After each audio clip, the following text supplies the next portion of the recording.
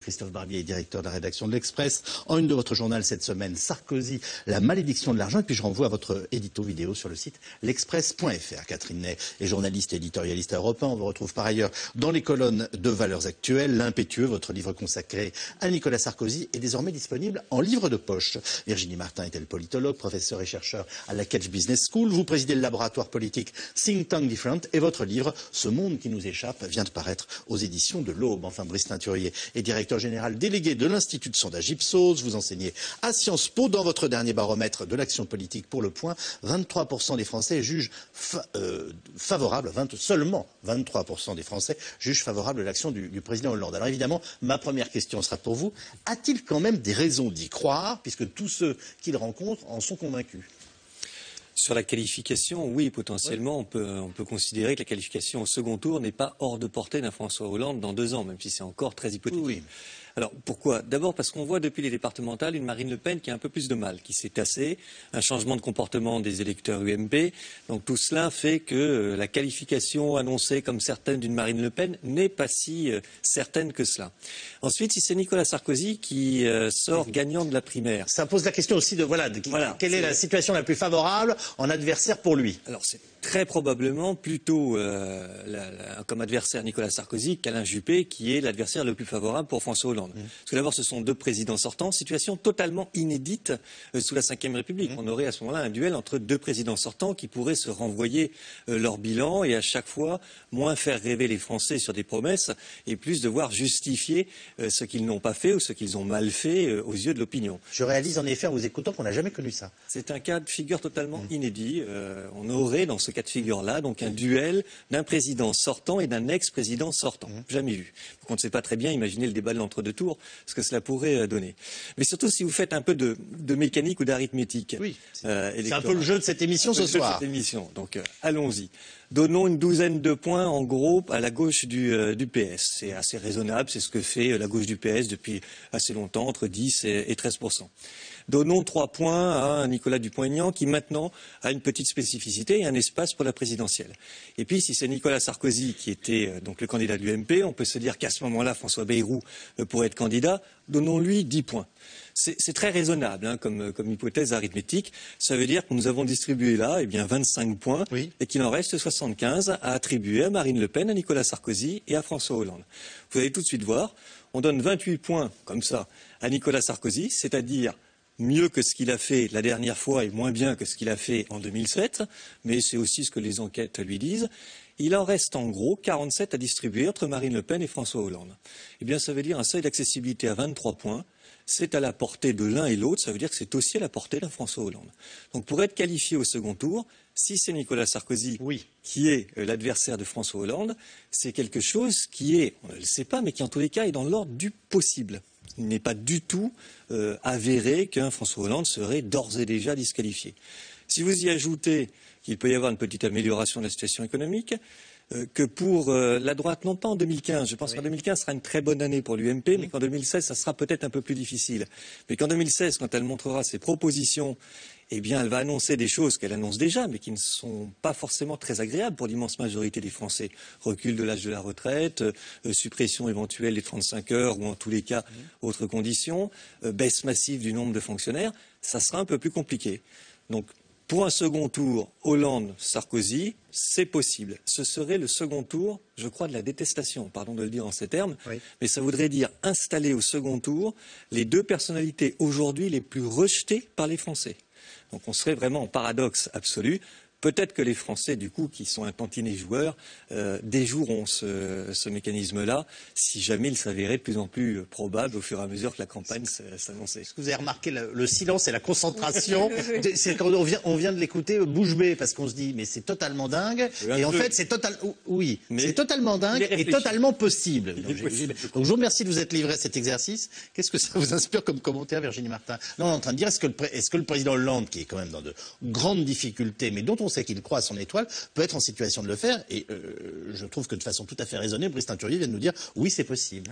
C'est d'autant plus possible, et là on a aussi une démonstration du très grand renouvellement de nos élites politiques, on l'aura remarqué au passage, évidemment, mais en même temps le renouvellement parfois est difficile à faire parce que souvent les électeurs ne font pas tellement confiance aux nouvelles têtes, d'une part, et puis évidemment les fourches caudines à la fois des organisations partisanes et des scrutins ne donnent pas tellement de place aux nouvelles têtes. Donc du coup on revient, on prend un peu les mêmes et on recommence un peu les mêmes mécanismes.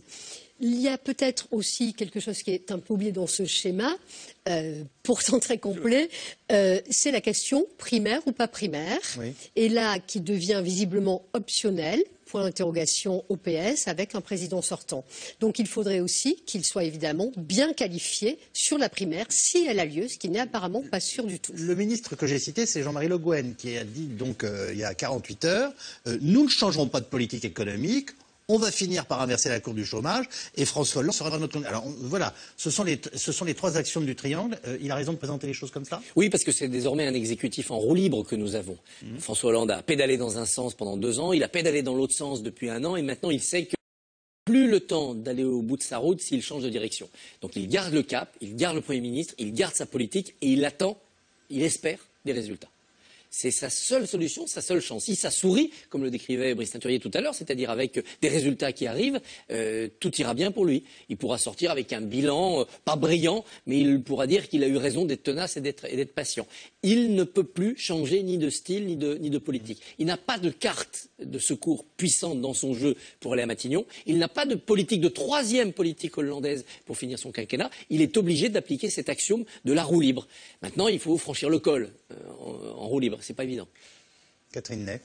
Oui, il est enfin sur la bonne route, et avec la loi Macron qui doit l'illustrer, mais il est peut-être sur la bonne route, mais il ne fait pas d'excès de vitesse. C'est piano piano. Regardez la loi Macron qui ne sera pas votée probablement avant le mois de juillet. Et donc, ça veut dire que les décrets d'application ne sortiront pas avant plusieurs mois. Ça veut dire que pour faire rouler des autocars en France ou pour ouvrir le dimanche, on a peut-être 2017. Donc on y va piano piano. Alors on emploie des mots magiques comme investissement, d'ailleurs on ne voit pas comment ils seront financés, ou alors parcours sécuritaire pour amadouer un peu les socialistes qui vont se réunir en congrès. Mais François Hollande pense aujourd'hui qu'il faut le moins possible déplaire aux uns et aux autres. Et alors donc aujourd'hui il est déjà un omni-candidat. C'est-à-dire que chaque déplacement, il place des petits cailloux blancs et quelque chose le conforte, c'est qu'il voit que, alors que lorsqu'il sortait il y a 2 ans, il était sifflé, hué, eh bien il n'a pas du tout. Comme il est jovial, les gens viennent vers lui, se font photographier, on fait un selfie et on le trouve sympathique. Alors ça ne veut pas dire pour ça qu'il y ait une adhésion, mais lui, il lit une sorte d'adhésion et lui, il pense, ce qu'il a toujours pensé, c'est que Nicolas Sarkozy continue d'être une personnalité qui est très rejetée, lui ne l'est pas et il pense que ça se jouera sur la personnalité. Mais et donc, voilà. Est-ce qu'au moment où nous parlons, les 2 hommes, en l'occurrence que vous venez de citer, sont convaincus et fourbissent leurs armes pour se rencontrer effectivement, c'est-à-dire Nicolas Sarkozy et François Hollande? Nicolas Sarkozy est persuadé qu'il va gagner la primaire. D'ailleurs, lui aussi fait ses calculs. Qu'est-ce que vous voulez? Lorsqu'il s'est présenté à la présidence de l'UMP, il y avait 150 000 votants, il en a fait 100 000. Bon, et lui, sa nouvelle, dans des nouveaux statuts de l'UMP, il veut créer un statut de sympathisant. Dire aux gens, vous venez, mais vous n'êtes pas des militants. Mais vous venez pour montrer que vous êtes affectueux. Et lui, il pense qu'il y a dans tous les départements au moins 2000 personnes qui lui sont très favorables. Et on voit bien quand il va en province, mais il a vraiment un public qui lui est très bon. Et donc, s'il arrive à faire 200 000 militants, adhésions de sympathisants, plus les 100 000 militants qui lui sont acquis, il a quand même un matelas de 300 000. Alors tout dépendra de qui va se présenter, tout dépendra de combien de gens iront voter. Alors c'est vrai qu'il y a plus d'1,5 million de votants. La question c'est, est-ce qu'ils souhaitent se rencontrer l'un l'autre au bout du compte? Est-ce qu'ils rêvent l'un et l'autre de ce deuxième tour, si je puis dire? Lui, il souhaite. Non, mais on n'en est pas là à se rencontrer. Moi, je pense que Nicolas Sarkozy, il pense pas à François Hollande. Il pense qu'il va être peut-être. C'est-à-dire qu'il pense qu'il y a toujours Marine Le Pen qui est un danger, mais comme François Hollande, il pense qu'elle est en train plutôt de baisser. De décélérer. Voilà. Mais ça lui, il est prêt à affronter François Hollande. Un dernier mot et on découvre le premier reportage. Ce qu'on n'a pas évoqué, c'est le second tour, malgré tout. tout. Oui. C'est-à-dire que autant, autant la qualification est possible, je crois, autant dans le schéma que je vous ai indiqué, avec un bloc de gauche qui est à 35-36, qui est raisonnable, c'est le résultat des européennes, des départementales, c'est très bas. Mais alors là, il y a une équation quand même un peu compliquée pour ensuite leur porter au second tour. C'est-à-dire la qualification est tout à fait pour François Hollande. La qualification est tout à fait possible. Après, il faut bien se dire que le rapport de force électorale dans le pays est très nettement en faveur de la droite. Et que ces deux-là, entre guillemets, veuillent se rencontrer à nouveau, oui, c'est tout à fait possible et probable. Merci, peuple de France, de m'avoir permis d'être votre président. C'était donc il y a 3 ans, avec un état de grâce qui ne va pas durer longtemps pour le président Hollande. 61% d'opinion favorable en mai et déjà seulement 43% en septembre. La pente va dès lors être inexorable entre affaire Cahuzac, courbe du chômage et dossier Trierweiler, record de baisse sous la Ve République et record de rebond le plus rapide après les attentats de Charlie Hebdo. Élisa Coudray et Maxime Liogier. Merci, peuple de France, ici rassemblés, de m'avoir permis d'être votre président de la République. 6 mai 2012, place de la Bastille. François Hollande savoure sa victoire, son heure de gloire. Monsieur le Président de la République. Lorsqu'il s'installe à l'Élysée, 61% des Français lui font confiance. Toutes nos félicitations. Un état de grâce qui ne va pas durer. Au mois de septembre, le président passe déjà sous la barre des 50%. Il a perdu 18 points. D'une part, les Français prennent conscience que la crise économique est plus grave que ce que François Hollande leur avait dit. On a eu plusieurs grands plans sociaux pendant l'été 2012. On se souvient notamment de l'usine PSA d'Aulnay. Donc la crise est plus grave. Les impôts augmentent très fortement. Et surtout, on a un télescopage entre cette idée d'une gravité de la crise, d'un accroissement du chômage et un président de la République qui passe les vacances à Brégançon. Donc cette espèce de contraste très violent aboutit à un dévissage très très net de la popularité de François Hollande très rapidement. La rupture est consommée, la descente amorcée. Un espoir toutefois. En janvier 2013, François Hollande lance l'opération Serval au Mali. Le président commandant en chef séduit, plus 1 point. Le début d'une reconquête de l'opinion publique? Pas vraiment. Car la bombe Cahuzac explose. Le ministre accusé de fraude fiscale entraîne le président dans la tourmente, moins 12 points en quelques semaines. Cette affaire va révéler au grand public le défaut peut-être de présidentialité ou d'autorité dont souffrirait François Hollande. Puisque on se souvient qu'il avait été dit que les deux hommes s'étaient vus en tête à l'Élysée et que les yeux dans les yeux, Jérôme Cahuzac avait assuré à François Hollande qu'il n'avait pas de compte en Suisse ou de compte offshore. Et donc, quelque part, les Français se disent un ministre peut mentir au président de la République et donc c'est extrêmement grave. Mais surtout, les Français s'impatientent. Chaque mois, les mauvais chiffres de Pôle emploi rappellent la promesse non tenue du président, celle d'inverser la courbe du chômage. Ajoutez à cela les confidences d'une ex-compagne en colère et le président atteint un record d'impopularité. Septembre 2014, seulement 13% d'opinion favorable. C'est un record historique sous toute la Ve République. Le baromètre IFOP-JDD existe depuis le début de la Ve. On n'a jamais eu un président aussi impopulaire qu'à ce moment-là. 13%, ça veut dire que, y compris dans son propre électorat, l'électorat socialiste, il est en dessous des 50% de satisfaits. Et donc là, la cote d'alerte est vraiment atteinte. Si l'on compare avec son prédécesseur, Nicolas Sarkozy, dont on a beaucoup raillé l'impopularité, eh bien, Nicolas Sarkozy n'est jamais descendu en dessous de 24-25%. Quelques mois plus tard, nouveau record, cette fois celui de la plus forte hausse jamais enregistrée, plus 12 points en janvier. Les Français saluent ainsi la gestion sans faute de l'après-Charlie, un président symbole d'unité nationale, mais pas pour longtemps. Ce que l'expérience nous enseigne, c'est qu'en général, ces regains ou ces rebonds de popularité sont de relativement courte durée et à horizon 2 ou 4 mois, on a cet effet qui va se dissiper et la courbe qui va reprendre son niveau antérieur. Alors peut-il vraiment remonter la pente? Aujourd'hui, avec 21% de bonnes opinions, François Hollande est très loin de sa popularité de mai 2012, celle qui lui avait permis de remporter l'élection. Notre président a une cote de popularité catastrophique, mais il est toujours aussi sûr de lui. Où est le problème? Alors voilà, c'est pas un problème, c'est une force. C'est un individu qui est assez insensible aux intempéries physiques, climatologiques, comme aux intempéries des sondages. C'est quelqu'un qui considère que 2017, ça se joue en 2017, pour toutes les raisons qu'on a exposées tout à l'heure, et que les sondages d'aujourd'hui ne veulent pas dire grand-chose. C'est quelqu'un qui a le souvenir d'avoir vu Mitterrand au fond du trou des sondages en 86, Chirac aussi à partir de la cohabitation, et qu'ils ont été réélus dans la foulée. Donc il est inaccessible, indifférent, insensible à toute cette matière sondagière qu'il intègre à sa réflexion, mais qui ne l'atteint pas. Donc c'est pas un problème, c'est une force. Maintenant, le problème, il est pour la démocratie française. C'est cette incapacité à faire surgir, en effet, de nouveaux leaders, de nouvelles figures politiques, et à se dire qu'on va reprendre les mêmes dans 2 ans. C'est aussi le problème de la démocratie française, de se dire qu'un président qui est tellement décrié peut être réélu par défaut ou par détestation, par cumul de détestation. Et ça, c'est quand même un petit peu inquiétant pour la cohérence, la correspondance entre l'état réel du pays et les institutions. Virginie Martin. Oui, et pour ajouter à cela aussi, finalement, ça serait une candidature, voire pourquoi pas une élection très paradoxale. Finalement, c'est ne bougeons pas trop, on fait profil bas, et les institutions, finalement, nous servent. Évidemment, François Hollande a plus de popularité que n'importe qui à gauche, donc l'offre politique, de toute façon, est restreinte. On essaye de ne pas faire émerger trop de talents, et en tout cas pas des talents plus crédible, si je peux dire, qu'un président sortant.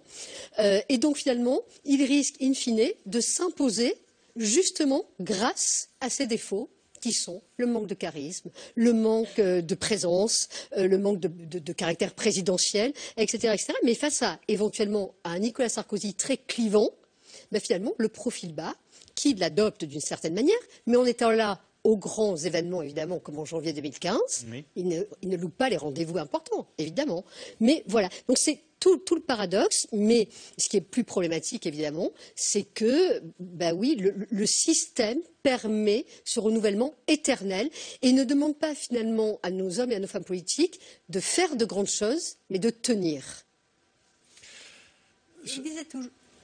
Pardon, oui, avant d'être élu, il disait toujours « moi je crois à la force des gentils ». C'est toujours les gentils qui l'emportent. Bon, ça peut sembler naïf, mais lui, il pense qu'être gentil, c'est être cordial avec tout le monde, être jovial, et puis surtout distribuer les bonnes nouvelles, même si elles ne se révèlent pas tout à fait exactes. On a découvert depuis qu'il n'était pas que gentil. Hein. Oui, mais ça, il est sûrement pas gentil, et sûrement avec un affect. Mais lui, il pense que voilà, jouer le gentil, c'est bon. Et surtout, dire aux gens des choses optimistes. Parce qu'à force de les dire, il croit qu'elles finissent par arriver. Donc, il distribue les petites blagues et les raisons d'espérer, comme il y a des distributeurs de friandises. Et il croit que ça va marcher.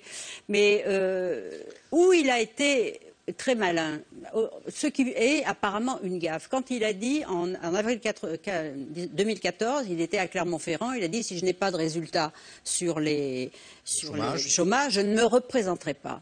Et il a dit ça à un moment où beaucoup au Parti socialiste commençaient à dire mais il faudra des primaires, Eh bien, figurez-vous que ce débat sur les primaires s'est arrêté. Oui. Parce que lui-même a dit je ne me représenterai pas. Ayant dit que peut-être il ne se représenterait pas, eh bien, les primaires on n'en parle plus.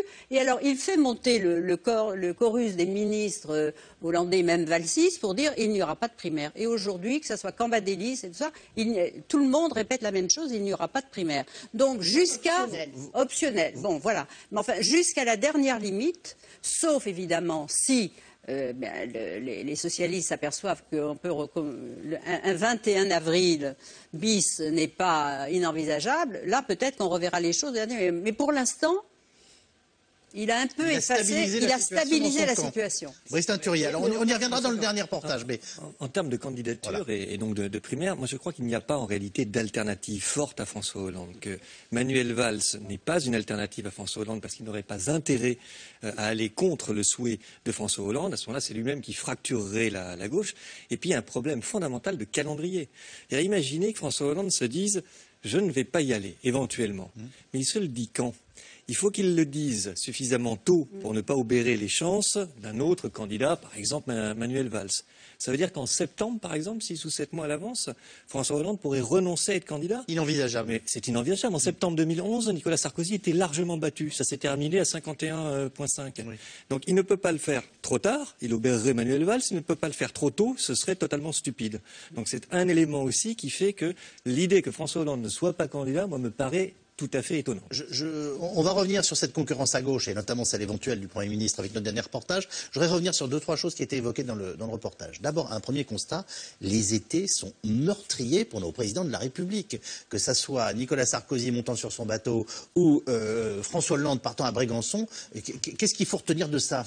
D'abord, c'est vrai que... En dehors du fait que quand on vient de prendre un job, on ne part pas en vacances. On ne part pas en vacances, voilà. Et que les Français passaient de l'activisme de Nicolas Sarkozy, qui était une pile électrique, et là, tout d'un coup, il ne se passait plus rien, il était à Brégançon, vous voyez, et simplement, il nous expliquait que la rupture se faisait parce qu'il prenait le train, qu'il allait à Bruxelles en voiture, enfin des choses qui étaient un petit peu ridicules. Il n'a rien fait. Mais vous savez, avant cette chute de 12 points, il y a eu un sondage le 1er juin, Sofres, TNS Sofres, qui montrait que 58% des Français ne croyaient pas du tout qu'il vaincrait le chômage, qu'il réduirait les déficits, qu'il empêcherait les délocalisations. Voilà, ce qui m'a frappé, c'est qu'il venait de les lire et déjà le 1er juin, vous pouvez retrouver la dépêche, il ne croyait pas en lui. Ça veut dire quoi? Que les Français avaient chassé Nicolas Sarkozy? Oui, l'avaient chassé. Et le 14 juillet, il dit le plan de redressement de Peugeot, je ne l'accepterai pas. Et finalement, il l'a accepté. Et après ça, il est parti en vacances. Et le seul qui travaillait cet été-là, c'était Manuel Valls. Et ça, les Français ne lui ont pas pardonné. Les étés se suivent et ils ne se ressemblent pas pour moi. Il y a de la part de François Hollande en effet une faute politique qui est d'avoir cru que jouer le président normal, je pars en vacances, le monde brûle, mais finalement je m'en préoccupe pas, ça attendra la rentrée, alors que la situation économique se dégrade à grande vitesse, c'était une erreur politique. Nicolas Sarkozy, le bateau, le yacht, c'était avant de prendre le pouvoir. Avant l'été 2007, pour lui, c'est Cécilia, la crise dans des vacances aux États-Unis où elle commence à bouder et où se prépare le drame personnel. C'est différent. Et Jacques Chirac, en 95, dans son début de ce qui était encore alors un septennat, son erreur, c'est d'avoir laissé faire le revirement de la politique. Alain Juppé est à Matignon, enterre les promesses de campagne et prépare la rigueur qui va nous être présentée en octobre. On rentre fin août, Madelin se fait virer sur un désaccord et on passe à la rigueur. Donc ce sont des natures différentes de trahison des promesses faites aux Français. C'est quand même troublant, on est obligé de l'observer. Ça veut dire que les 100 jours, c'est un véritable concept. Ça ne fait pas tous les 100 jours si on les réussit, mais si on les rate, ça peut planter le quinquennat. Oui. Je crois que ce sont des étés qui sont des actes lourds au sens de Jean-Luc Parodi. C'est quelque chose ensuite qui structure une perception qui va vous suivre pendant des années, parce que ça s'est joué à ce moment-là. Et le deuxième élément que je retiens de ces étés terribles pour les nouveaux présidents, c'est que le système américain est bien plus astucieux de ce point de vue. C'est entre l'élection et le moment où l'homme prend ses fonctions, il laisse quand même un sas de quelques mois. Alors que là, ils sont propulsés immédiatement après l'élection, après un an de campagne, dans ce qui est un nouveau, pardon pour l'expression, mais un nouveau job extrêmement difficile, extrêmement complexe. Et il leur faut du temps pour prendre tout simplement la mesure aussi de cette fonction qui est totalement hors norme. Oui. Et c'est là où ils sont fragiles. Ça ne sera pas le cas si on a Sarkozy Hollande la prochaine fois. Mais absolument, c'est ça qui est intéressant, c'est qu'on aura aussi, par rapport à la demande de renouvellement, on aura quand même deux personnalités totalement aguerries, totalement dans la fonction présidentielle, qui l'auront éprouvée. Et je crois que c'est quelque chose d'extrêmement important pour éviter des premiers étés meurtriers, où là ils sont dans une zone de fragilité qu'eux-mêmes ne soupçonnent pas. Virginie Martin. Mais ce qu'on voit quand même sur ces sortes de lunes de miel, comme on les appelle, c'est qu'elles sont de moins en moins lunes de miel en définitive. Oui. Et que l'illusion que ça va marcher, qu'il va vraiment se passer quelque chose, qu'il y aura un choc politique et démocratique, finalement on n'est pas tellement là. Catherine le rappelait sur des chiffres. Les chiffres ont été mauvais très rapidement. Là-dessus, c'est tout à fait vrai. Donc l'enchantement démocratique n'y est pas tout à fait. La confiance, les socles de légitimité avec lesquels aujourd'hui nos hommes et nos femmes politiques sont élus sont tout petits, vraiment tout petits. Il y a 2-3 personnes sur 10 qui finalement votent in fine pour ceux qui nous gouvernent. Quand vous enlevez l'abstention, les blancs, les nuls, etc. etc. Donc c'est très petit et vous vous rendez compte que finalement ces gens qui ont le pouvoir et qui doivent prendre des décisions importantes ne sont soutenus réellement que par 20-30% de la population, en tout cas qui les ont portés au pouvoir. Donc là, c'est très difficile. Ça remet en cause aussi, j'allais dire, leur possibilité d'action, leur possibilité de nous entraîner vers une politique A, B ou C. C'est ça aussi. Et donc finalement, quelque part, le profil bas de Hollande est quelque part en accord avec tout cela, avec ce désenchantement structurel. Je voudrais qu'on revienne sur ce que j'appelais les trois chocs le concernant. Cahuzac, le chômage, bien entendu, et puis quand même Valérie Trierweiler. C'est ça les trois... parce que c'est les trois piliers sur lesquels il avait construit l'espérance des Français. Avec moi, la crise va reculer parce que Sarkozy s'y est pas bien pris, le chômage flambe. Avec moi, la République sera exemplaire, l'affaire Cahuzac. Et puis, vie privée, vie publique, tout ça c'est fini. Il n'y aura plus de privatisation, de pipolisation. Et patatras, on a Julie Gaillet, on a Valérie Trierweiler, on a même ce qu'on n'a pas eu sous Sarkozy, c'est le livre de Valérie Trierweiler qui ruine même le côté sympathique, bonhomme que François Hollande avait réussi à préserver dans sa relation avec les Français. Donc de ce côté-là, c'est un désastre. Et donc on est fin 2014, c'est fini. Il n'est plus en état de se représenter. En effet, il faudra trouver une primaire pour... Et puis il y a Charlie Hebdo. Et puis il y a la guerre, il y a le risque, le péril. Et d'un seul coup, ça lui redonne une chance. Pas tellement parce que les sondages font un bond. En effet, on l'a entendu, c'est une bulle qui se dégonfle assez vite. Mais parce que d'un seul coup, face à la gravité des temps, l'idée de venir chicailler, contester son président quand on est à gauche, c'est plus possible. C'est indigne. Comme en même temps, il y a eu élimination des rivaux potentiels, Hamon, Montebourg, Aubry, tout cela sont écartés. Il n'y a plus vraiment de putschistes dans le palais. Et le roi est quand même respecté parce que c'est la guerre. Et donc ça, pour l'instant, ça préserve Hollande sur sa gauche. Comme en plus les Verts, la gauche de la gauche, sont affaiblis par les élections, il n'est plus menacé par son camp ou par son flanc gauche. On va le laisser aller tout seul vers son destin. Alors soit le destin sera rose, parce que bon chiffre économique, division de la droite, il peut être réélu, soit le destin sera sombre, il en sera le responsable, il sera éliminé, et une nouvelle phase s'ouvrira en 2017. Quel est le quatrième choc La fiscalité. C'est Jérôme Fourquet d'ailleurs l'a très bien signalé dans ce qui s'est passé à l'été. C'est la fiscalité, la hausse de la fiscalité qui est le premier déclencheur de la baisse de la popularité très importante de François Hollande. Et ça ne bouge pas parce que le chômage avait baissé. Sur le chômage, ils sont malgré tout un peu vaccinés par 40 ans d'échec vis-à-vis du chômage. Mais qui a payé pour que ça marche. Oui, non, mais il faut que le chômage recule pour que François Hollande ou le président sortant, quel qu'il soit, puisse avoir des marges de manœuvre pour pouvoir se représenter. Mais j'ai envie de dire, il y a une telle habitude, hélas, de l'opinion à l'idée qu'ils sont impuissants face au chômage, que ça encore, regardez, les présidents ont été élus avec des chiffres catastrophiques sur le chômage.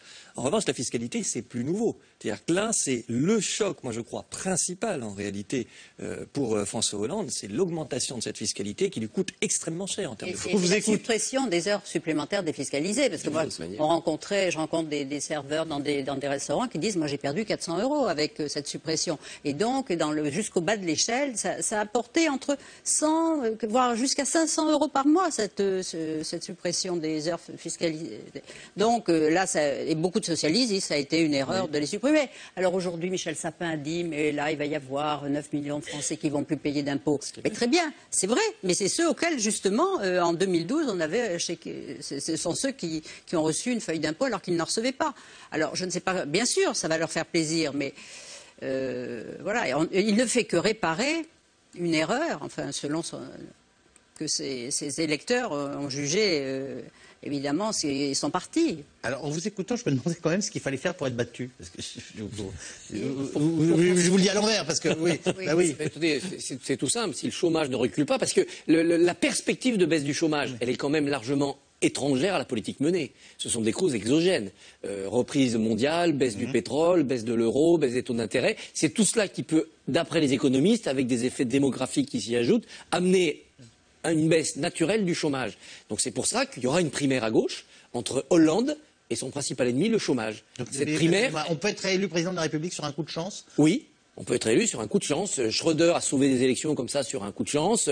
On ne peut pas exclure que Jacques Chirac en 2002... Il a été élu sur un coup de chance. Il a été élu. Oui, réélu. Il était sortant, Schröder. Il était au fin fond des sondages, des inondations. Il se comporte bien et ça marche. Non, Hollande a de ce côté-là de bons résultats, mais son ennemi, c'est le chômage, puisqu'il l'a érigé comme tel. La primaire à gauche, elle a lieu le 28 décembre 2016 entre Hollande et le chômage, parce que c'est là qu'on aura les chiffres du mois de novembre. S'il n'a pas un bon trimestre, il est cuit. Alors c'est pas compliqué. Tous ceux qui l'approchent en sont persuadés. Il y croit. François Hollande est convaincu qu'il sera jugé sur le chômage, mais en attendant, il entend être présent sur tous les fronts. Une prime pour les jeunes, des sous pour les militaires, 2 visites en région par semaine. On dit souvent que François Hollande croit en sa bonne étoile. Euro pas cher. Pétrole en baisse, taux d'intérêt historiquement bas, voilà qu'on annonce une croissance positive pour 2016. Du coup, on se demande si la courbe ne pourrait pas frémir. Margot Chouraki, One Nguyen. Vous êtes en quel niveau? En première. La première. Pour la gendarmerie, s'il vous plaît. Le président à la rencontre de la jeunesse. C'était sa cible en 2012 et il est temps de reconquérir cet électorat pour 2017. Un véritable programme de campagne, 2 voyages par semaine et à chaque voyage, ses promesses. Qu'est-ce que vous faites, vous? Je prépare un concours des meilleurs apprentis. Là, je fais ma grille. À Brest, François Hollande inaugure un campus des métiers pour les jeunes et il n'est pas venu les mains vides. Il y a une aide de 1 000 € pour l'embauche d'un apprenti dans une TPE de moins donc de 11 salariés. Il y a une autre aide qui peut s'ajouter s'il y a un deuxième apprenti qui vient, 1 000 €. Il y a un crédit d'impôt d'au moins 1 600 € pour la première année de formation des apprentis. Mais moi, j'ai voulu faire encore plus simple. Tout ça va demeurer. Au 1er juillet de cette année, les petites entreprises qui accueilleront un apprenti de moins de 18 ans en première année n'auront plus rien à débourser du tout. 3 jours plus tôt, François Hollande était à Alençon, en visite dans un établissement public d'insertion de la Défense.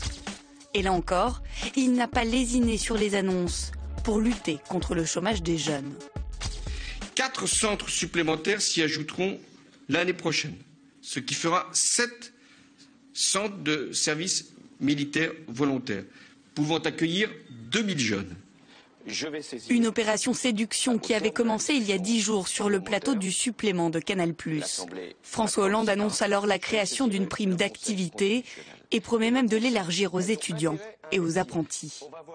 Cette prime d'activité, ça va être pour toutes les personnes qui sont justement dans ce qu'on appelle les petits boulots, l'intérim, le temps partiel. On va leur donner un avantage supplémentaire, une prime supplémentaire pour que ça puisse être avantageux de travailler. Des promesses qui peuvent faire rêver, mais il manque toujours la plus importante d'entre elles, l'inversion de la courbe du chômage. Un chômage qui continue d'augmenter, plus 0,4% encore le mois dernier. Mais François Hollande, l'éternel optimiste, peut désormais compter sur sa bonne étoile. Les taux d'intérêt sont proches de 0, l'euro a baissé de 20% en un an, le baril de pétrole de 40%, un alignement des planètes propice à la croissance qui serait de 1,5% l'année prochaine. Quand la croissance économique arrive, il faut attendre 3 trimestres à peu près avant que ça se traduise sur le front de l'emploi et du chômage. Et donc, il est possible que finalement, d'ici la fin de l'année 2015 et même au cours de l'année 2016, il y ait une inversion de la courbe du chômage pour des bonnes raisons, pour des raisons de création d'emplois et donc de baisse du chômage durable, et que ça arrive au moment où les enjeux de l'élection présidentielle arrivent, et donc François Hollande pourrait bénéficier finalement de ces bonnes nouvelles au bon moment. Une éclaircie économique qui s'accompagne peut-être d'une embellie politique. Selon un dernier sondage, les sympathisants de droite et du centre éliraient Nicolas Sarkozy face à Alain Juppé aux primaires UMP. Une très bonne nouvelle pour François Hollande. Si c'est Sarkozy, n'oublions pas que Sarkozy est un épouvantail pour la gauche. Donc, de ce point de vue-là, Hollande, il va avoir, et c'est ce qu'il souhaite, hein, ses soutiens le disent partout, ça doit effectivement lui plaire énormément de savoir que Sarkozy peut être son adversaire en 2017. Et là, il peut réunir la gauche. François Hollande sait que s'il élimine Nicolas Sarkozy au premier tour, il a de fortes chances de rencontrer Marine Le Pen, parce qu'on ne voit pas qui d'autre pourrait être au second tour. Et là, évidemment, il y a une chance. Et comme une bonne nouvelle n'arrive jamais seule, les rafales se vendent comme des petits pains. Et la consommation des ménages a augmenté ce matin de 1,6% au premier trimestre, la plus forte hausse depuis 2009. Alors, on va bien entendu revenir sur un certain nombre de choses. D'abord, cette question de téléspectateurs. Hollande est déjà en campagne pour 2017. Les Français n'attendent-ils pas autre chose de leur président ? Bien sûr que les Français attendent autre chose, mais ça, ce sont les commentateurs ou les journalistes qui disent que Hollande est en campagne. Dans sa pratique, pour l'instant, ce qu'il fait, c'est continuer à exercer un quinquennat. Donc, soit la perception va être, il n'exerce pas la fonction présidentielle, il est en campagne, à ce moment-là, ce sera terriblement négatif, parce que les Français attendent tout à fait autre chose, soit il engrange en fait des choses et il est en campagne parce qu'il essaye de valoriser son action, mais il donne le sentiment, malgré tout, de continuer à conduire les affaires du pays. Même s'il continue, bien sûr, on sait très bien tout de même, et on ne le répétera jamais assez, que l'instauration du quinquennat est, alors l'idée ou pas d'une primaire avérée ou pas, de toute façon, accélère considérablement le temps politique. Et de toute façon, nos hommes politiques et nos femmes politiques sont en campagne quasiment en permanence. Ils prennent un peu leur marque dans les 100 jours dont on a déjà parlé. Ils ont 1 an, 2 ans pour à peu près gouverner autant que faire se peut. Et après, de toute façon, si c'est pas Hollande qui est dans le combat pour la primaire, de toute façon, ce sera Sarkozy. Donc, quelque part, tout le monde sera déjà en campagne, de toute façon, inexorablement. Donc c'est très difficile. Et effectivement, il refait du terrain, ce qu'il fait quand même excessivement bien. Il va séduire via le supplément les jeunes. Alors il échoue un peu plus quand il parle aux lycéens sur la laïcité, Dieudonné, Charlie, la liberté d'expression, c'est un peu compliqué parce que c'est des sujets évidemment très, très fins et un peu glissants. Mais voilà. Et puis après, on l'a dit assez souvent, je crois, autour de cette table, rappelons-nous combien de fois François Hollande a parlé des cycles économiques. Oui. Ça finira par arriver.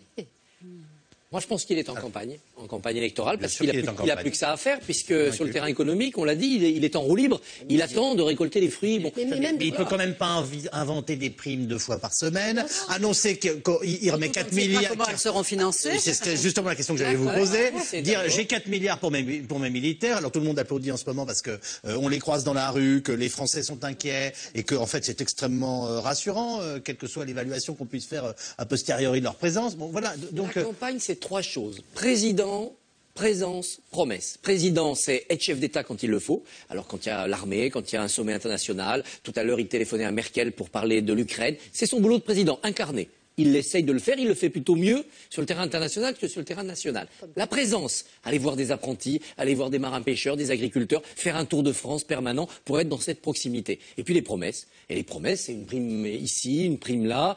Ce qu'il avait dit pendant sa campagne, c'est 2 ans de restructuration, puis après on distribuera. C'est plus long que prévu parce que les cycles ne sont plus vraiment des cycles. Mais il pourra leur dire, voilà, pendant 4 ans, il a fallu redresser au lieu de 2, mais pendant la dernière année, je redistribue. Il est dans cette campagne-là. Le choc fiscal, Christophe Barbier. Tout à l'heure, Brice Teinturier a insisté en disant finalement c'est peut-être un des éléments les plus importants et que parfois on oublie. Donc je vous redis, comment finance-t-il tout ce qu'il nous annonce 2 fois par semaine en ce moment, inclus 4 milliards. Alors c'est formidable. Dans le même temps on vend des rafales. Très bien, mais voilà. Oui, le choc fiscal a été une erreur parce que ça n'a pas marché. Ça n'a pas suffi à faire redémarrer la machine France malgré tout l'argent qu'on a pris aux Français. Les 4 milliards des militaires. Ni faire baisser les déficits. Voilà. Faire baisser les déficits, mais on les prend si la reprise est là, si la croissance est là, les recettes fiscales vont remonter d'elles-mêmes. Si d'un côté vous faites remonter vos recettes fiscales, que vos déficits sont meilleurs que prévu, et c'est la petite bonne surprise qu'on a eue sur les comptes de 2014, si Bruxelles vous lâche un peu en vous disant bon bah finalement ça va être en pente douce, tout est rose, tout va bien. Les économies que l'on fait grâce au pétrole faible, voilà. Ça permet non pas de redresser le pays. Mandrake, c'est le roi des magiciens. Ça ne permet non pas de redresser le pays, mais ça permet de dire aux Français, vous voyez finalement,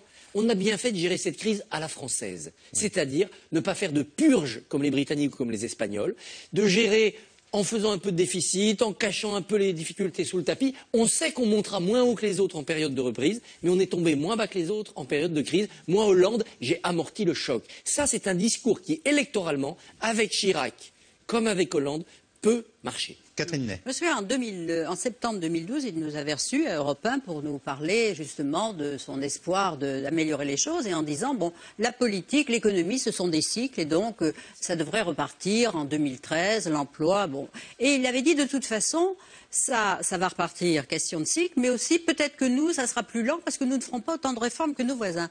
Donc il avait déjà intégré l'idée qu'il fallait préserver le système social français, la redistribution, l'État quand même qui a sa hotte et qui redistribue. Donc il est arrivé au pouvoir en sachant qu'il réformerait le moins possible. Et il était bien dans la lignée Jospin. Vous vous souvenez quand le Conseil des retraites lui disait attention, on n'aura pas d'argent pour payer les retraites.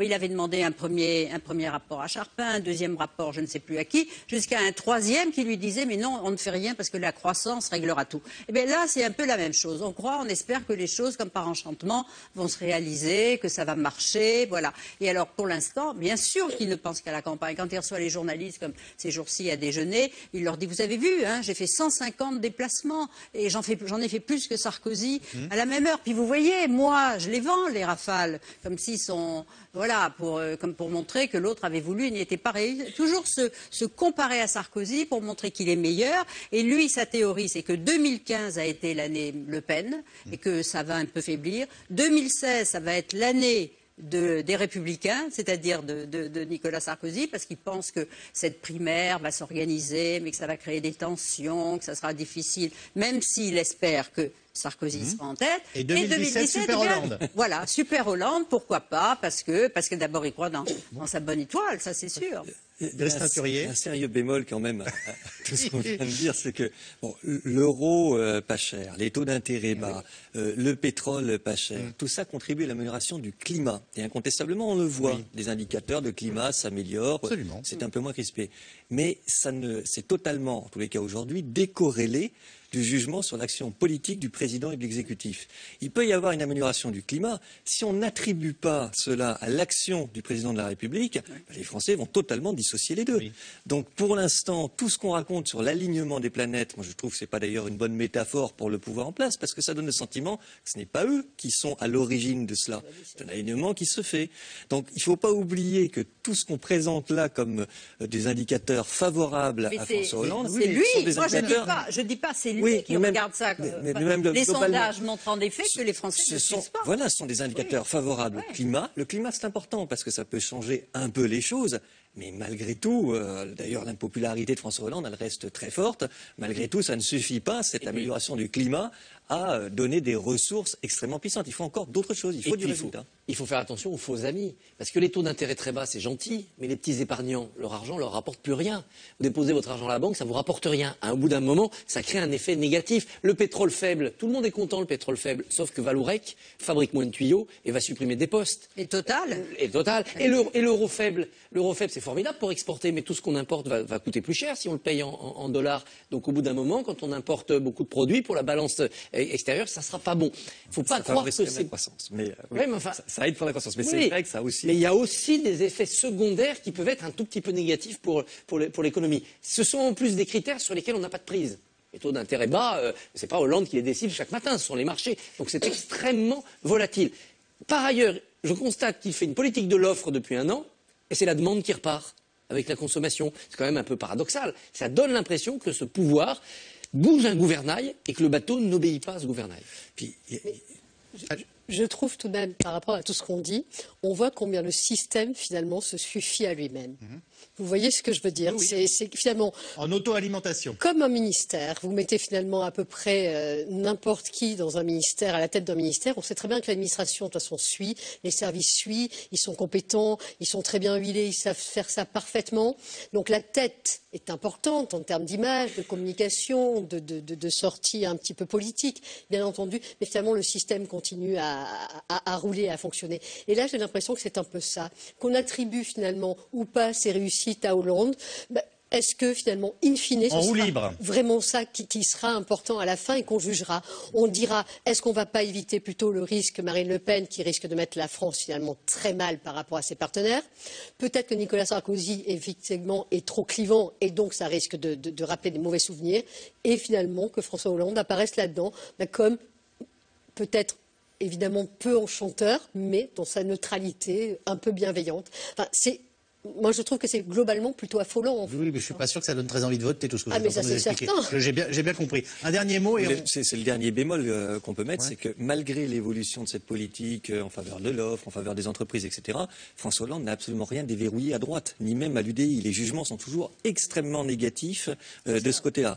Donc ça constitue une difficulté supplémentaire. Parce que quand on dit qu'il incarne l'unité, qu'il est un peu en surplomb, oui, mais derrière, vous avez des électeurs, au moins du centre droit, qui portent toujours un jugement extrêmement défavorable. Oui, mais s'il y a Alain Juppé ça sera une vraie concurrence. Mais si c'est Nicolas Sarkozy, ça sera peut-être pas une concurrence.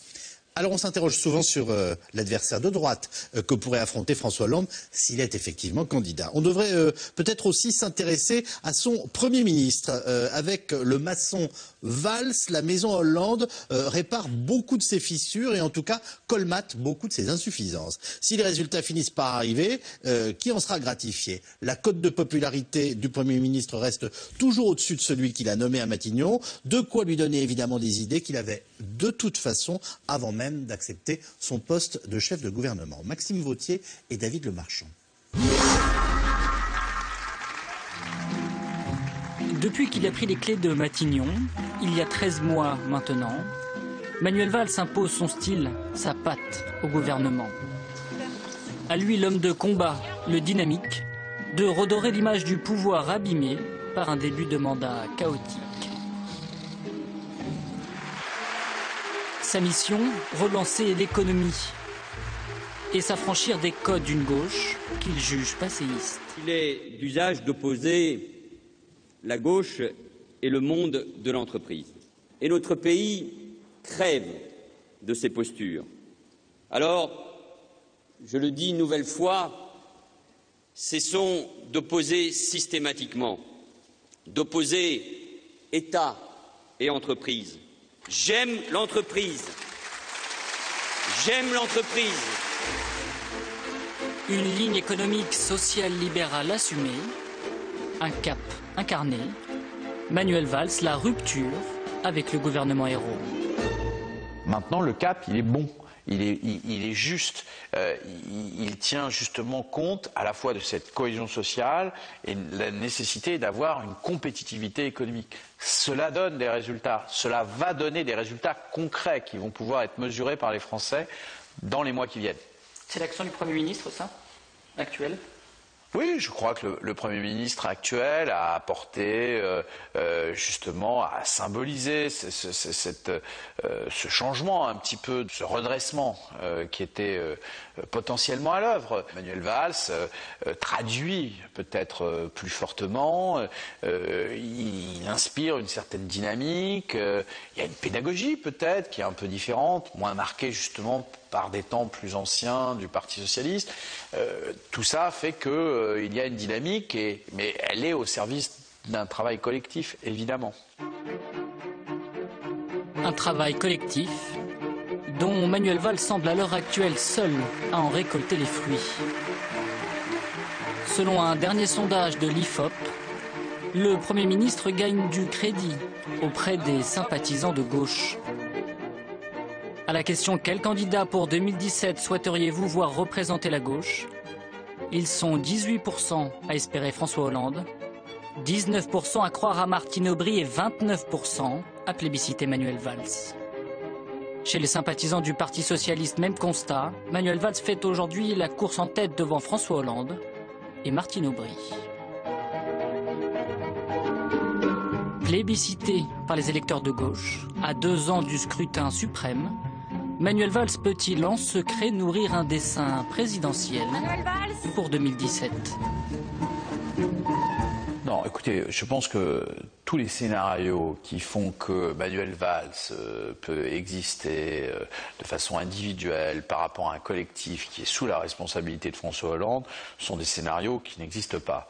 Le seul scénario qui existe, c'est une gauche qui collectivement se redresse et qui fait que François Hollande peut se présenter, évidemment à l'élection présidentielle, avec des chances réelles de succès. Moi, j'y crois.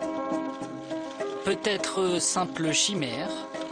La candidature de Manuel Valls pour 2017 s'esquisse en tout cas pour certains avec une réalité.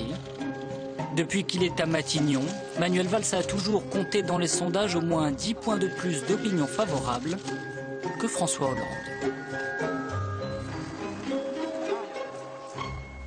Depuis qu'il est à Matignon, il a toujours eu 10 points d'avance sur le président de la République. Je suis désolé, pour me faire toutes les rationalisations de la planète, il ne peut pas ne pas envisager éventuellement lui aussi d'être candidat à l'élection présidentielle? Bien sûr, mais est-ce que je peux vous faire un petit rappel à ce moment-là? François Fillon était bien plus populaire que Nicolas Sarkozy et on nous avait raconté la même chose. Est-ce que François Fillon ne pourrait pas être le candidat quand Nicolas Sarkozy était au plus bas? À l'époque, moi je répondais que non, qu'il y a une logique institutionnelle et malgré sa popularité, c'est bien François Fillon qui a été conduit à ne pas être candidat et Nicolas Sarkozy qui a été le candidat. Il est incontestable que Manuel Valls est candidat, qu'il puisse nourrir est candidat, et populaire et plus populaire que François Hollande chez les sympathisants socialistes, qu'il puisse nourrir le souhait d'être candidat. Possible, très, très probable, possible, je ne sais pas. Mais après, c'est comment il arrive à transformer ce potentiel pour 2017. Et là, les choses sont quand même beaucoup plus compliquées. Ce qu'il renforce aujourd'hui, c'est qu'il joue au Premier ministre qui est le plus loyal, qui est le plus fidèle, qui aide le plus François Hollande à aller jusqu'au bout de son parcours et éventuellement à être candidat. Alors évidemment, s'il y a une fenêtre de tir, mais ça n'est pas lui qui décidera. Il ne peut se présenter que si François Hollande n'y va pas et lui cède la place. Et Brice vient vous expliquer que ça sera quand même très difficile. Mais ce qui fait la force de Manuel Valls, en tous les cas dans l'opinion, c'est qu'il est logique avec lui-même et que la ligne qu'il suit aujourd'hui, la ligne économique, c'est celle qu'il a défendue lors des primaires où il ne faisait que 5%. Et c'est finalement François Hollande qui a changé de ligne et qui est venu sur la sienne, plus en parole qu'en action. Mais enfin, on est parti du keynésianisme redistributif, enfin en parole, puisqu'on continue à distribuer. Mais surtout, la force de Manuel Valls, vous voyez, c'est que c'est quelqu'un qui incarne une sorte de rigueur, de droiture, et même, il est fait de... C'est un métal. Moi, je dirais que Hollande-Valls, c'est l'alliance de l'acier et du caoutchouc. Voilà. Alors, il faudrait évidemment des circonstances particulières pour que l'acier rompe le caoutchouc. Mais pour l'instant, et quand François Hollande dit dans une interview à Challenge, Valls me protège et me protégera, il a besoin d'avoir à ses côtés, non pas quelqu'un comme Jean-Marc Ayrault qui était un peu son clone dans une couleur un peu plus beige, mais qui ne l'affrontait pas. Tandis que Manuel, il s'est battu comme un lion pendant la campagne, sur les départementales. Il lui faut un homme comme ça c'est l'homme qui l'a fait élire quand même, qui l'a aidé à faire élire. C'est pas Pierre Moscovici, c'est pas tout ça qui était un peu déficient. C'est lui qui l'a tenu à bout de bras quand même en 2012. Et donc il a besoin de lui. Christophe Barbier. La seule position... Il n'y a pas concurrence alors? Non, la seule position pour un Premier ministre, à condition qu'il soit populaire et qu'il ait la dimension présidentielle, c'est d'être le recours. Il ne peut pas être le putschiste, il ne peut pas être le comploteur, il perd toujours dans ce jeu institutionnel, ce n'est pas possible. Donc aujourd'hui, Manuel Valls, c'est le recours. Il y a deux cas de figure où ce recours peut servir. La disparition tragique de François Hollande. Un attentat, un infarctus, ça peut arriver. Donc là, on sait qu'en 40 jours, on fait une présidentielle dans un pays traumatisé. Je pense que la gauche, sans primaire, désignerait par ses instances Manuel Valls. Et Gérard Larcher, président par intérim. Et Gérard Larcher, président par intérim. Le deuxième circonstance, parce que la première n'est pas à souhaiter, c'est un recours parce que François Hollande, le 31 décembre 2016, dirait aux Français, mes chers compatriotes, le chômage n'a toujours pas baissé. Comme je l'avais promis, je ne me représente pas. Et là, il y a une primaire. C'est-à-dire le recours Valls n'est pas automatique. Le PS, qui se sera préparé à cette échéance parce qu'on aura vu venir depuis longtemps le drame du chômage, organise en février, comme ça avait été le cas en 1995 après le renoncement de Delors, une primaire. Et là, vous avez Valls, bien sûr, vous avez sans doute une option de gauche, Montebourg, Aubry, et vous avez peut-être des plus jeunes qui tentent leur chance en se disant « je vais être à celui qui gagnera ce que Valls a été à Hollande ». Et vous avez une primaire qui peut être ouverte quand même, parce que le mauvais résultat, le mauvais bilan, l'échec sur le chômage, Hollande emportera le poids en ne pouvant pas se représenter, Valls sera quand même co-adjudicateur de cette faillite. Donc ça ne sera pas forcément gagné pour le recours Valls. Et voilà les seules cartes qu'il a. Le plus probable, c'est quand même que Hollande, grâce à des petites éclaircies économiques, tente sa chance. Et là, s'il perd, Valls vise 2022. Et honnêtement, dans sa génération, parce que tous les autres, Fabius, Royal, Aubry, ça sera fini. Dans sa génération, il a déjà fait un peu le ménage. Montebourg vend des meubles, Hamon a coupé son ambition en petits bois, Philippe Petit est parti. Enfin bref, qui reste-t-il d'intact et de prometteur? Payons, d'ailleurs si quelqu'un sait où il est, il faut nous le dire. Donc Valls a quand même fait un peu le ménage. Alors c'est long 2022, c'est 7 ans. Ça laisse le temps à de nouvelles créatures politiques d'apparaître, ça laisse le temps au paysage politique d'exploser et à la gauche socialiste de se disperser, ça laisse le temps à la France de se réinventer, mais Valls sera quand même là extrêmement bien placé. Il aura l'expérience, il aura quand même son socle de popularité et il aura surtout cette originalité. Avoir été au sein du socialisme l'homme qui a porté une réforme sociale libérale, une vision droitière de la gauche, tout ce qui peut quand même fructifier dans un quinquennat qui serait 2007, 2017, 2022, peut-être un quinquennat Sarkozy. Virginie Martin. Oui, j'ai l'impression, surtout en voyant les résultats des codes de popularité, notamment de Manuel Valls, est-ce qu'on ne peut pas dire finalement, et c'est quand même une surprise, et si c'est ça, politiquement, François Hollande aura réussi quelque chose tout de même dans ce pays qui est le nôtre, c'est de gagner le pari de faire rentrer le PS dans la social-démocratie. Alors après, on peut évidemment mettre des bémols ici ou là, pas assez, social-libéral, peut-être trop, peut-être pas véritablement. Mais tout de même, d'enlever un petit peu ces cadres très contraignants de ce qu'est normalement le Parti socialiste de manière plus classique, et là, visiblement, de faire accepter de manière, comme il dirait, pragmatique et raisonnable, ce tournant social-démocrate. Alors, ce qu'on oublie peut-être un peu vite dans nos débats, c'est quid de cette gauche de la gauche? Parce que même s'il y en a un qui vend des meubles et l'autre, je ne sais pas où il est, etc., etc., mais tout de même, à un moment donné, l'offre électorale va être tout de même très limitée. En ce moment, excusez-moi, elle n'existe pas. Les frondeurs ont perdu la partie. On s'est beaucoup occupé d'eux, on les a regardés faire, mais et que je sache, je ne vois pas que Jean-Luc Mélenchon et le Parti communiste français obtiennent des résultats à chaque rendez-vous électoral, ni dans les enquêtes d'opinion en ce moment. Est-ce que ça veut dire que définitivement, la gauche dans son ensemble a tourné le dos aux classes populaires, aux classes ouvrières? Qu'est-ce qu'on fait de cette question qui reste une question importante? Parce qu'aujourd'hui, le programme que mènent François Hollande et Manuel Valls, dont cet exécutif bicéphale traditionnel est pour le coup très complémentaire dans ce cas-là, ne satisfait pas tout de même ces classes populaires. Donc là, il y a évidemment, ça bénéficie, on sait très bien, au Front National et pas seulement, mais aussi à l'abstention ou à d'autres. Et donc l'offre politique est restreinte. Dernier point, tout de même aussi là-dessus, sur la question de la primaire. Moi, je suis un peu choquée de savoir à quel point on l'évacue avec une rapidité incroyable, et même les socialistes l'évacuent. Alors qu'ils nous ont vendu cela. Et vous savez très bien, je l'ai dit à plusieurs reprises ici, que pour moi c'est une grande mascarade démocratique, les primaires.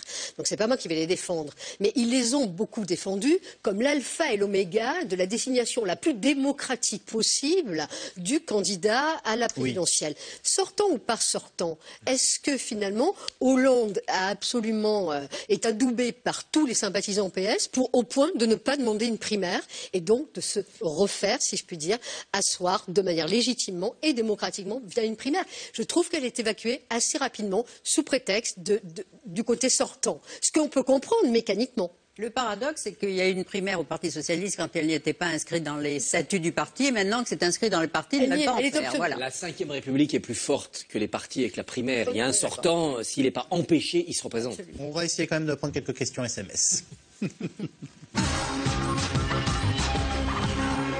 Comment expliquer la contradiction des sondages qui désignent Valls favori des sympathisants de gauche alors qu'il mène une politique libérale? Excusez-moi, ça veut peut-être dire tout simplement que contrairement à ce qu'on raconte, la majorité des sympathisants ou des électeurs socialistes aujourd'hui dans ce pays, ils sont favorables à un social-libéralisme ou à une gauche, je ne sais pas, tempérée, je ne sais pas comment la qualifier. Favorable. Alors pardonnez-moi, Brice Teinturier. Il y a deux éléments. Il y a effectivement des sympathisants PS qui ont évolué dans leur rapport à l'entreprise, aux enjeux de compétitivité, etc. Donc ils se sont rapprochés de la ligne actuelle de François Hollande et de Manuel Valls.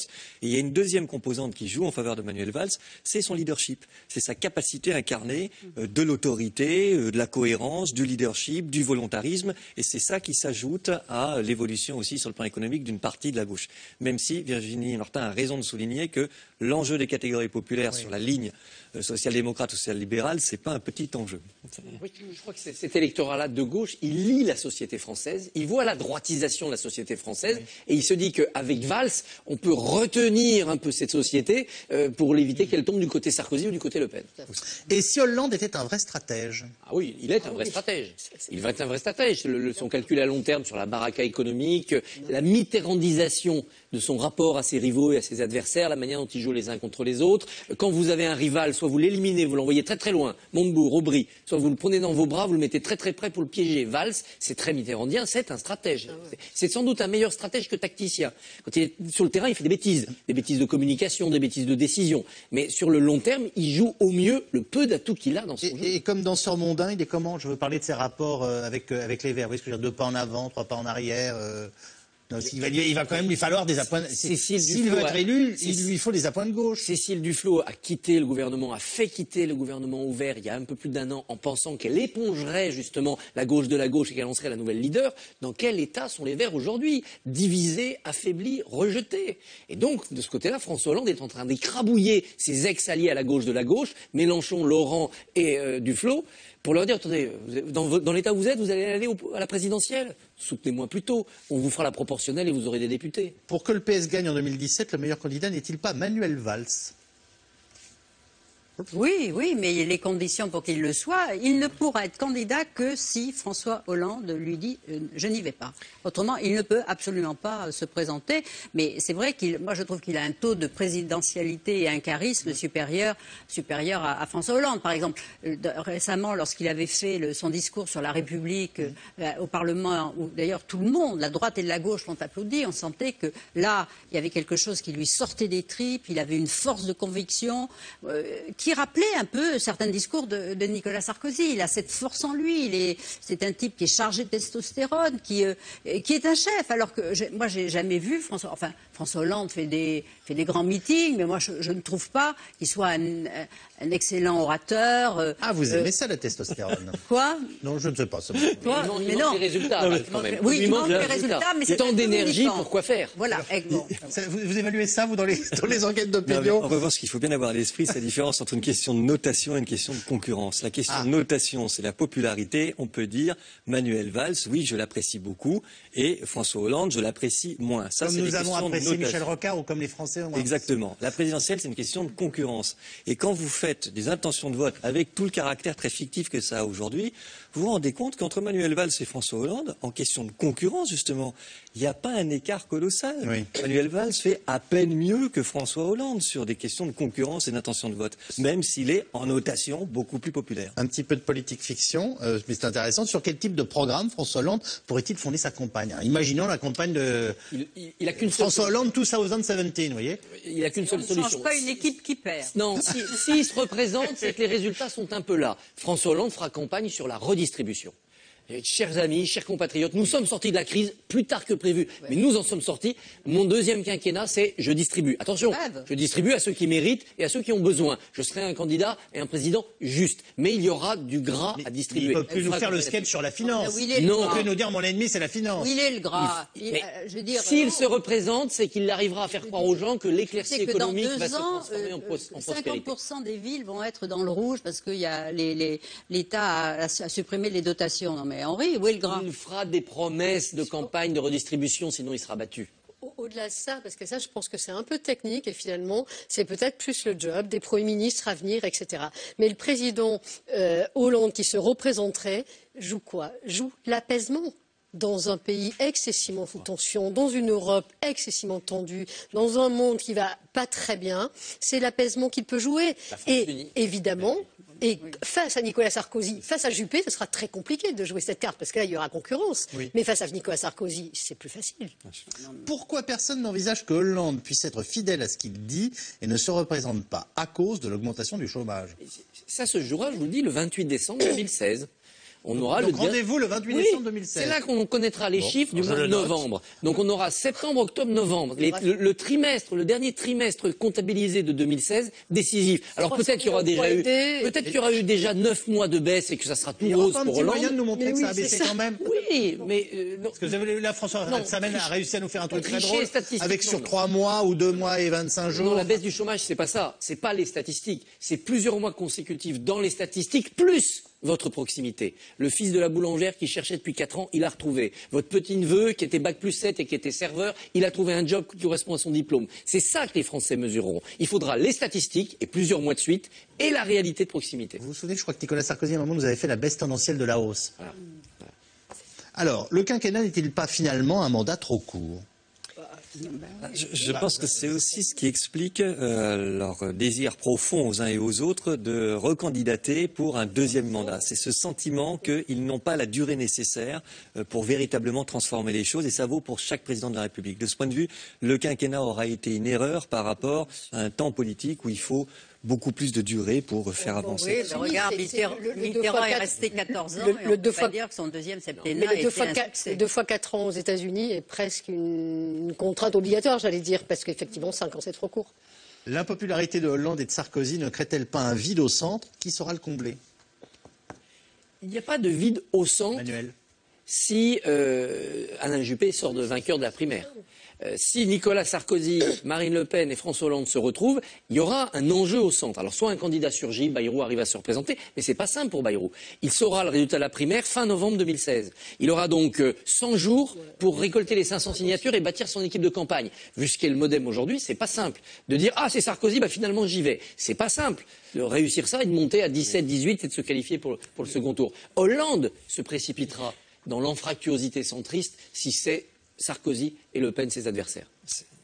Oui, ça sera le positionnement qu'il cherchera à avoir, et comme le disait Virginie Martin, ça sera la carte de l'apaisement et de l'unité. Vu son bilan après 3 ans, ces anaphores de campagne, moi président, ne se retournent-elles pas contre lui?